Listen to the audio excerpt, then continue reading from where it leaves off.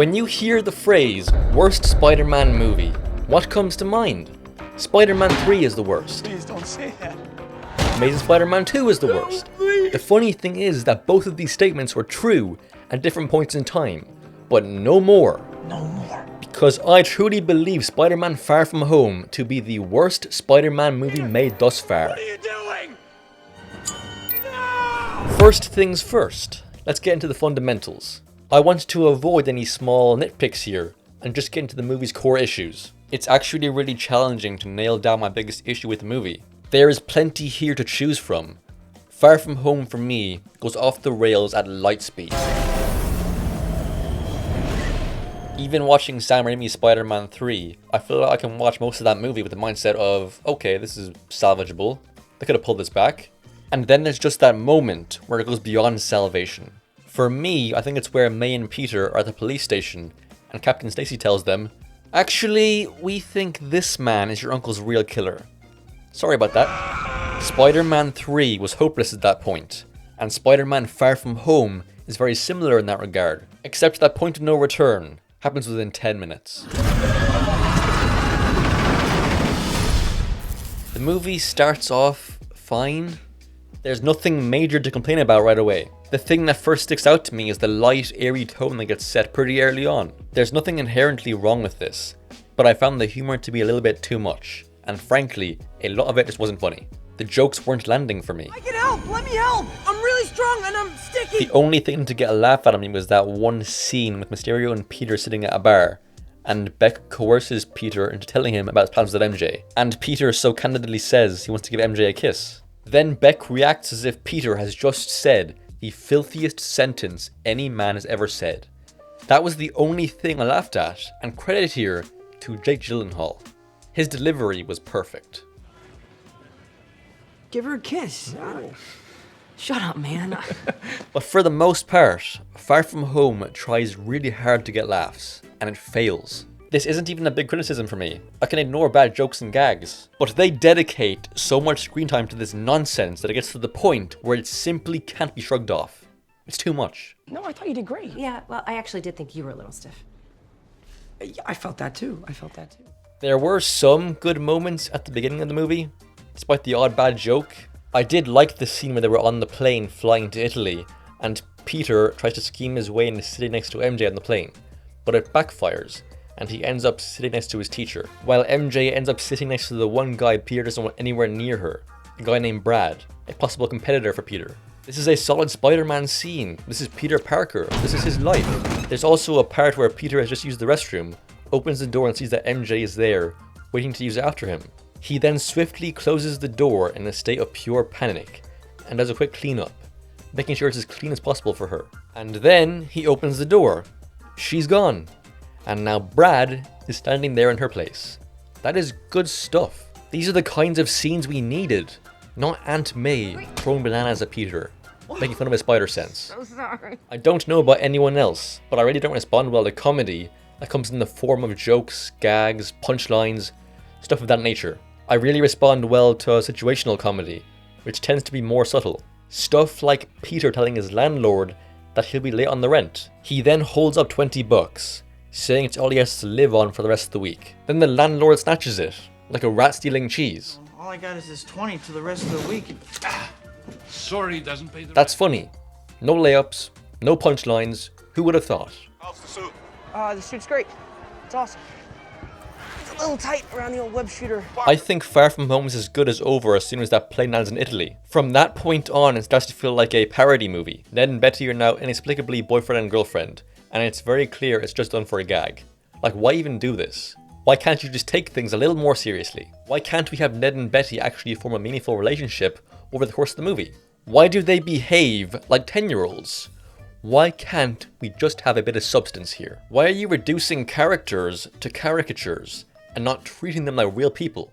I am so sorry if I seem like I'm preoccupied with my relationship. You know, Shut up. Get out.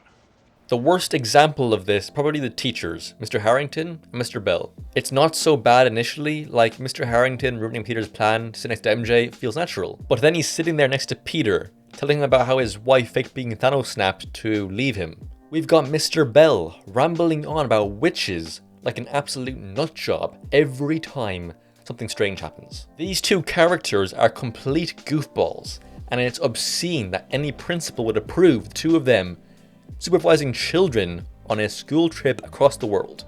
They are genuinely imbeciles. These are characters that are only here to serve as comedic relief in a movie that doesn't need any. They've been reduced from three-dimensional human beings to caricatures. Same for Ned, Betty, Flash, and Brad. One of my favourite aspects to movies is character interaction, right? Woody, Buzz, Jesse, Ripley, Newton, Hicks, Peter Pan, Captain Hook, and Smee. This is why we watch movies. Why are you surrounding Peter Parker with characters that not even he takes seriously? We had a fake funeral for her and everything. Well, the funeral was real, but it's because I thought she was really dead. Do you want to see the video? I want to vent a bit more here on Brad for a second. What an absolute waste of a character. Why couldn't he be a legitimate love interest for MJ? Like, why couldn't they write him in a way that makes us think, oh, I wonder who she'll pick? That would be far more compelling, just from a storytelling standpoint. But no, there's never any doubt in your mind that MJ is going to pick Peter. And not because Peter is so great, but because the writers actively undercut Brad any chance they get. The only time the audience perceives Brad as a threat is during the plane ride to Italy, but after that, he's a joke. Yet they still want you to believe that this is a legitimate love triangle. The annoying things that the movie tells us, don't you worry, Peter Parker will of course get the girl. Of course. Of course. But the movie still has Peter stressing out about it. This is bad writing. As the audience, we are supposed to be right there with the main character, feeling what they feel. But instead, they put barriers up between us and Peter Parker. We don't get to go on this journey with him. We're a third party. Also, a love triangle should look somewhat like this, with each point being at least somewhat equidistant from the others.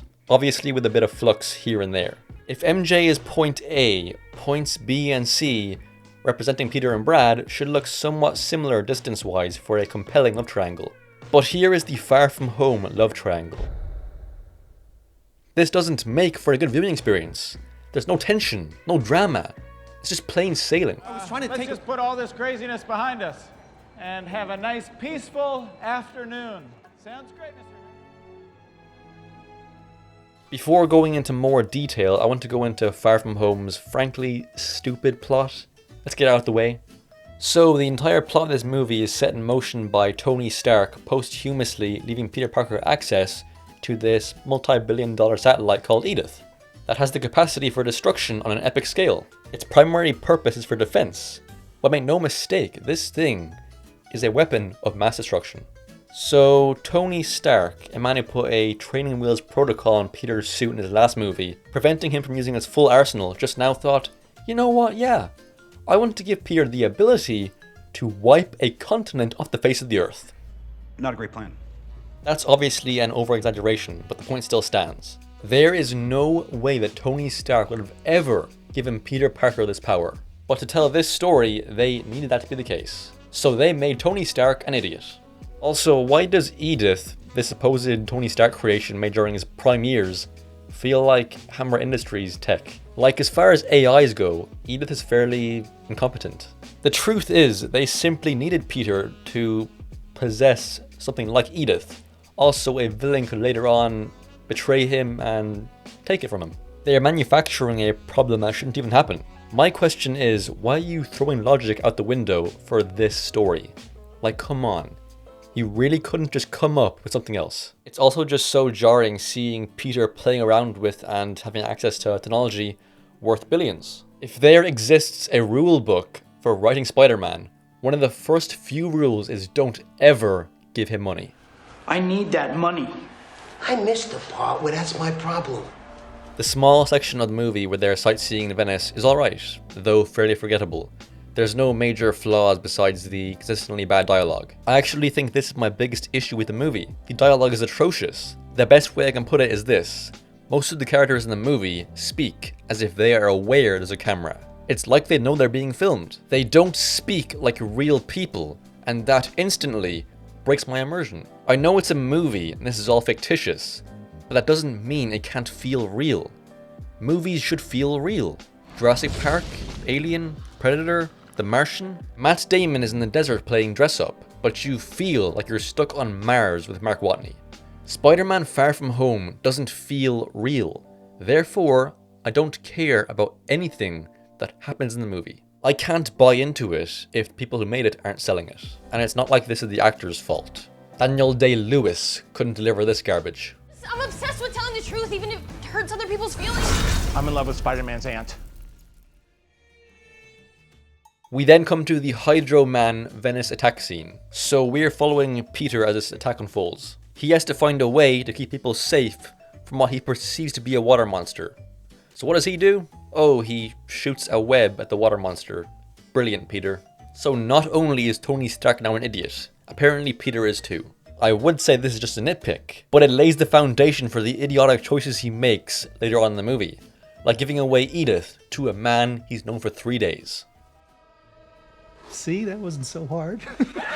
Alright, so then comes the team up with Mysterio and Nick Fury, and I do feel like Peter Parker was mischaracterized here. I get that he wants to enjoy his vacation and forget about Spider-Man for a few days, but he is told by Beck that these things destroyed my world, right? This may as well be an Infinity War Endgame level threat. Oh right, it's just all of life on Earth at stake, not the whole universe. No biggie. Like, what?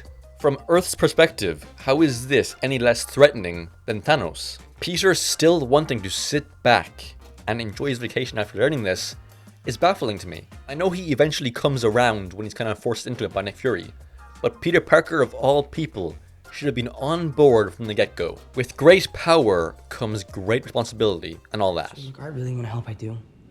But if my aunt finds out I left my class trip, she's gonna kill me. And if I'm seen like this in Europe after... If you thought all this was stupid, let's get on to our second act. So Nick Fury hijacks Peter's vacation, and of course the teachers don't even question why the tour company upgraded their trip. Because these aren't real characters, remember? They'll be thoughtless morons if that is what the plot demands of them. They stop at a rest stop and Peter is beckoned over to a side room where a Russian woman tells him to take off his clothes. To literally strip down right there on the spot with her present and try on this stupid incognito Spider-Man suit. The scene is very suggestive. I'll just leave it at that. So Peter is standing there with his pants around his ankles. And guess who walks in? It's Brad. Of course it's Brad, silly. He thought it was the toilet. Easy mistake, Brad. Don't you worry about it. So Brad snaps a picture of Peter in his underwear with his lady and tells Peter blatantly he will show this to MJ. And instead of just showing it to her immediately, he waits around for like 5-10 minutes. Like, what is he doing? It's as if he's color grading it for Instagram. Gotta make sure it's perfect. Which just conveniently gives Peter enough time to make a plan. Thus bringing Edith into the forefront, birthing one of the stupidest scenes the MCU has ever filmed. So Peter asks Edith to help him erase the picture from Brad's phone, and out of nowhere, Edith just says, "Is Brad a target?" What are we doing? Like, really? How is this what a 2018 Spider-Man movie looks like? The language used here makes it so blatantly obvious what's about to happen. Is Brad a target? Can we just not? Brad Davis, is he a target? Is Brad a target? Oh. Not only does this make it obvious to the audience what's going to happen, it should have been obvious to Peter. Peter should have straight up just said, "Edith, what are you talking about? No, he's not a target.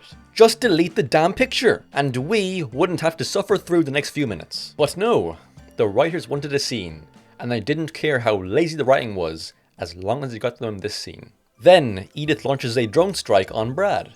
So now we have these drones chasing the bus, ready to blow Brad's brains out. Peter has to cancel the strike, but oh no! Flash steals the Edith glasses from Peter. Peter proceeds to knock Flash out, which by the way, is never mentioned again. There's not enough time for Peter to call out the strike. So he distracts everyone and jumps through the sunroof on the bus ceiling and destroys the remaining drone. Now this is a nitpick, so don't hold me to it, but this doesn't seem physically possible. Even considering the fact we're in a world where a space Viking flies around with a magic hammer. I feel like Peter shouldn't be able to jump out that window and land right back down in the same spot. Surely, factoring in wind resistance, he lands on the roof of the bus somewhere, no? Ah, whatever, who cares at this point? Just making the rounds, see if anyone needs any emotional counseling after today's traumatic events. Another big issue I have with this movie is that they try to tell a classic Spider-Man story where Peter has to choose between advancing his personal life or upholding his responsibilities as Spider-Man. In the movie, he always ends up choosing the superhero stuff when it comes down to it. but his personal life doesn't really take any setbacks as a consequence. And this is where I want to talk about something I call the Spider-Man scales. If you're writing Spider-Man, you must follow something like this. So think of the choice between Peter's personal life and Spider-Man as two sides of a scale. The rules are you get 3 weights of equal weight, right? They're the same. And you must have all 3 weights on the scale at all times. The scales are in a constant state of disequilibrium, as Peter's priorities keep changing. The scales will always want to tip in one direction. For one side to rise, the other must fall. As you would think, you don't want to be the side with the weight pushing down on you. In an ideal world, the other side would have all 3 weights, but Peter and Spider-Man unfortunately inhabit the same body. This means there has to be compromise. Maybe crime is high and the city needs Spider-Man. Peter's personal life would have to take a hit for Spider-Man to effectively Spider-Man. And just some extreme scenarios here.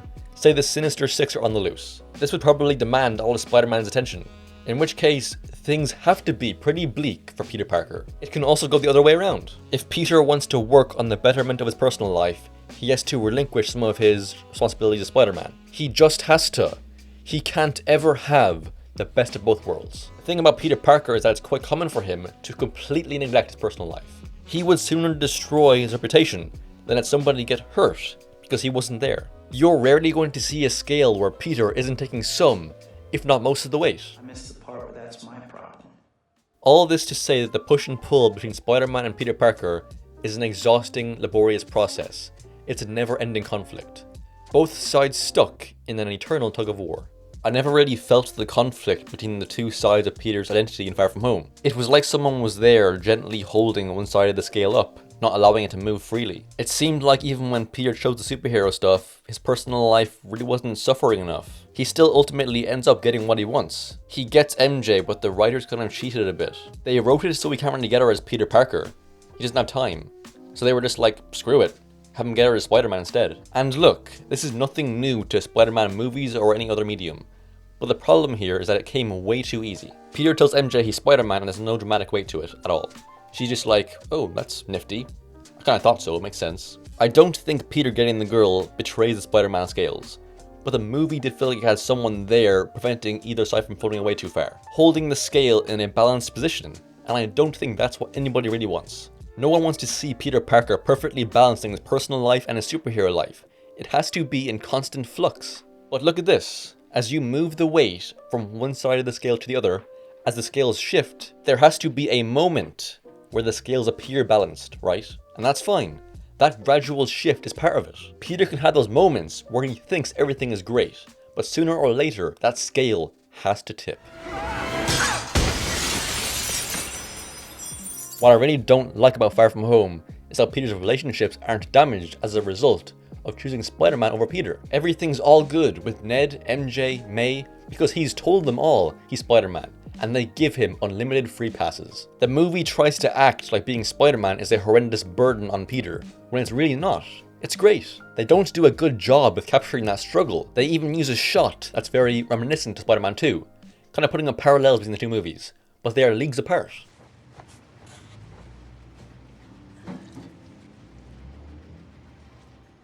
I don't think the writers were in the mindset to write a Spider-Man movie at this time, which is crazy, because I'm pretty sure they had a part in writing Homecoming, which is pretty decent, but I don't think they were the main writers in that movie. It really seemed like the people who worked on Far From Home didn't understand Spider-Man. And to support this, I'll make a reference to the deleted scene where Peter sells most of his toys and collectibles to buy MJ that necklace. That's quintessential Spider-Man, and they cut it out. They cut that, but gave the go-ahead on that stupid bus scene. It would have further developed Peter's character and showed us how much he cares for MJ. Because let's face it, it's pretty confusing as to why he finds her interesting in the first place. She was so weird in Homecoming, and at the start of this movie. They had to change her character here a little bit to make her seem more desirable. Sometimes she feels like an entirely different character. One minute, she's all monotonous and obnoxious, and then in the next scene, she's shy and seems quite sweet, with just a little bit of that earlier weirdness. Go to the Eiffel Tower. I read it was secretly built as a mind control antenna to create an army of the insane. We get to a scene where Peter and Mysterio are at a bar having a drink after defeating the last elemental, and they're just sitting there in costume with their masks off.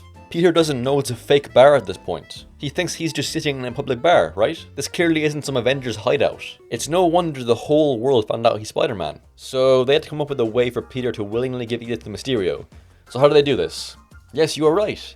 By making Peter stupid. They made Peter Parker an idiot just to progress the story. Look, Beck was doing a very convincing job at manipulating Peter. But I really do think this movie could have benefited from a time jump or something. Have Quentin play the long game. Maybe have him actually join the Avengers. Make it believable that Peter would give Edith to him. Because the way it was done in the movie just felt lazy. Peter knew him for about 3 days. I know he seemed trustworthy, but 3 days is crazy. This was a big decision, and Peter treated it like he was deciding whether or not to let somebody have the last slice of pizza. And more on Edith. This is only a small thing, but how does Peter hear Edith without anybody else hearing it? Has he got a Bluetooth chip in his brain or something? Even Mission Impossible 2 had a speaker going into Ethan Hunt's ear. Also, when Peter first used Edith, it does a facial and retinal scan to make sure it's him. Surely, when he transferred it over to Quentin Beck, Edith would have been like, oh, this is a former employee of Tony Stark, formerly known as whatever his name is. We know Quentin Beck isn't his real name. It's just a little hard to believe that Edith bought this fake persona. And then there's just the whole deed of transferring Edith over to Quentin Beck. And listen very carefully to the language here.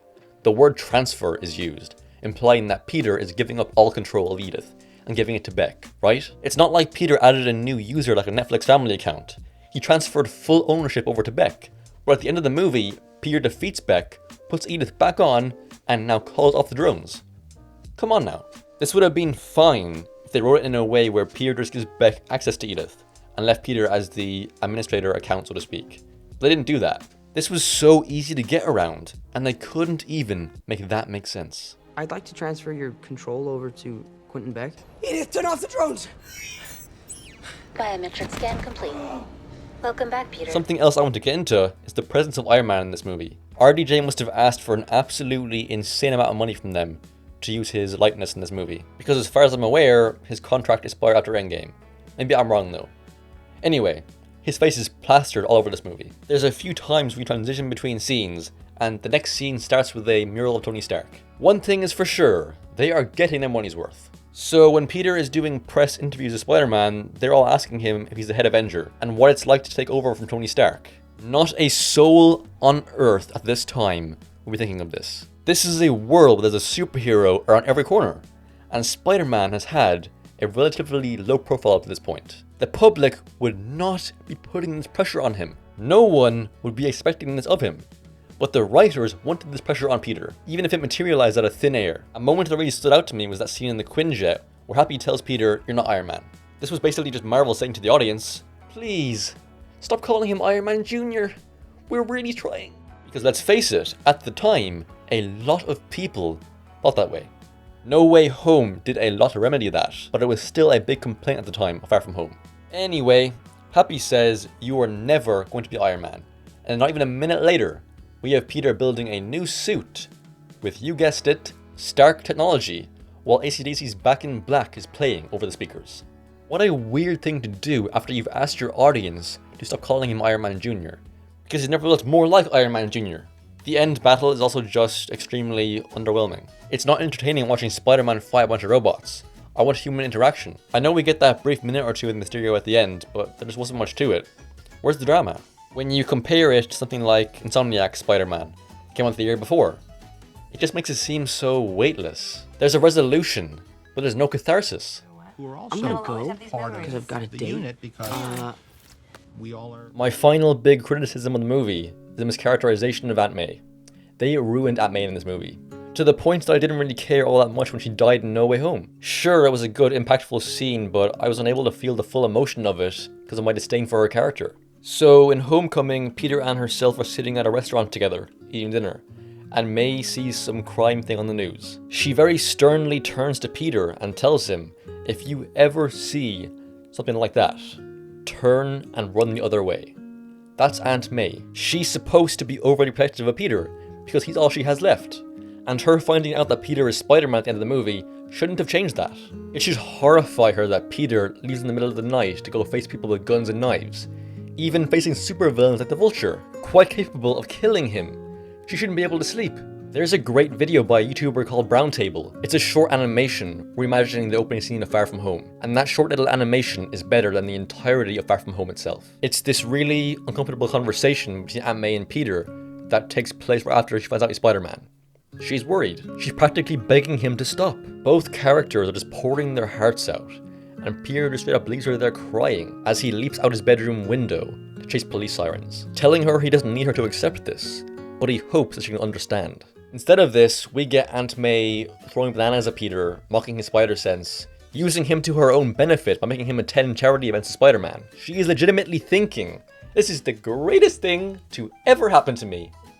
As a Spider-Man fan, this was genuinely revolting. Peter even makes the decision to leave a Spider-Man suit at home during his vacation, to go on his trip purely as Peter Parker, and May sneaks his suit into his bag without him knowing. Then there's just how blasé she was when Peter returned from his trip, which was by all measures a nightmare for him, and she just doesn't care that much. She's more or less just like, okay, let's get in the car. I can't park here, Peter. Peter, get in the car. Peter, it's a no parking zone. Get in the car. They absolutely ruined Aunt May. This is where she died in my eyes, not in No Way Home. Remember that part at the start of No Way Home where Peter's friends and family are being questioned, and that one investigator is just absolutely grilling her for her behavior? I love that. This is what true representation in media looks like, because this guy was taking the words right out of my mouth, minus a few extra words. I was the one who wiped your nose and made you brush your teeth. That was amazing. That was great. Oh, that was so cool. I was so nervous. So in summary, terrible screenplay, imbecilic story full of contrivances, and terrible characterization with even worse dialogue. I understand talking about anything Spider-Man is highly controversial, and there's probably a significant quantity of people who really like this movie, or even love it. Oh god. Right then, that's more or less it. What do you think? Do you agree? Am I an idiot? What do you think of Spider-Man Far From Home?